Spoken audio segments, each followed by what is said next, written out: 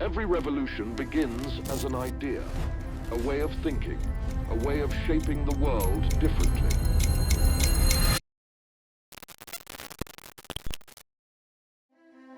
We're developing a new technology for designers who use CAD/CAM computers.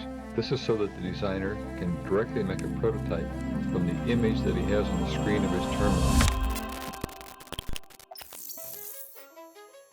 Literally, if you went to a 3D printing manufacturing center of excellence, you'd walk in the door and see all these amazing 3D printers, and it'd be perfectly laid out, and right? And then they sort of shuffle you behind, these double doors, and behind the double doors there'd be 40 people like filing, sanding, and trying to finish parts, and you kind of think, well, there's a problem here, right? This doesn't make sense. This is the bit they're not really showing. All I can imagine is we took what was manual and then turned it into this controllable, repeatable, reproducible process.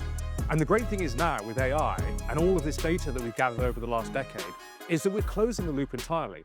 So in essence, the machine is self-learning, it adapts, it gets better and better every cycle.